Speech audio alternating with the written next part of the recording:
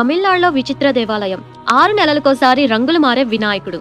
6 నెలలకోసారి తన రంగు మార్చుకుంటూ అద్భుతం అనిపించే ఓ వినాయక దేవాలయం తమిళనాడులో ఉంది. మరి ఆలయ విశిష్టత ఏమిటో తెలుసుకుందాం. తొలి పూజను అందుకొని విఘ్నాలను బాపే అధినాయకుడు గణపతి. ఇక మన దేశంలో అనేక వినాయకుడు ఆలయాలు ఉన్నాయి. వాటిల్లో చాలా విశిష్టతను కలిగి ఉన్నాయి. 6 నెలలకోసారి తన రంగు మార్చుకుంటూ అద్భుతం అనిపించే ఓ వినాయక దేవాలయం తమిళనాడులో ఉంది. మరి ఆలయ విశిష్టత ఏమిటో తెలుసుకుందాం. నాగర్కోయిల్ జిల్లాలోని కేరళాపురం గ్రామంలో ఓ అద్భుతమైన వినాయక దేవాలయం ఉంది. ఈ ఆలయాన్ని శ్రీ మహాదేవర్ అతిశయ వినాయగర్ ఆలయం అంటారు. చూడటానికి చిన్నదిగా ఉండే ఆలయం ఎన్నో అద్భుతాలకు నెలవు. ఈ ఆలయం ఘనత మాత్రం చాలా గొప్పది. అందుకు కారణం ఈ ఆలయంలోని మూల విరాటైన వినాయకుడు 6 నెలలకోసారి తన రంగు తానే మార్చుకుంటూ అద్భుతం అనిపిస్తాడు. ఉత్తరాయణ కాలం నుంచి అనగా మార్చి నుంచి జూన్ వరకు ఈ వినాయకుడు నల్లని రంగులో ఉంటాడు. దక్షిణాయన కాలం అంటే జూలై నుంచి ఫిబ్రవరి వరకు తెల్లని రంగులో ఉంటాడు. ఈ విధంగా రంగులు మార్చుకోవడం ఈ వినాయకుని మహత్యం అని భక్తుల విశ్వాసం. అతిశయ వినాయగర్ ఆలయంలో మరో విచిత్రం కూడా ఉంది. ఈ ఆలయం ఆవరణలో ఓ మంచినీటి బావి ఉంది. నీటికి రంగు లేదు అన్న నిజం మనందరికీ తెలిసిన విషయమే.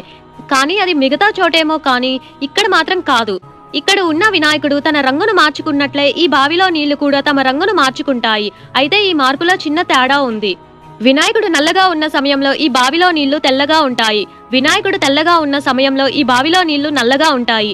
అంతేకాదు ఇంతకన్నా మరో విచిత్రం కూడా ఉంది. సాధారణంగా శిశిర ఋతువులలో చెట్ల ఆకులు రాలడం ప్రకృతి సహజం. కానీ దట్టమైన అడవుల కారణంగా కేరళారణ్య ప్రాంతాలకు ఈ ఋతుభేదం వర్తించదు. అవి ఎప్పుడు సతత హరితాలే. కానీ ఈ ఆలయంలో ఉన్న మర్రి చెట్టు మాత్రం దక్షిణాయనంలో ఆకులు రాల్చి ఉత్తరాయణంలో చిగురించడం ప్రారంభిస్తుంది. అందుకే ఈ ఆలయాన్ని మిరాకిల్ వినాయకర్ ఆలయం అని కూడా పిలుస్తారు.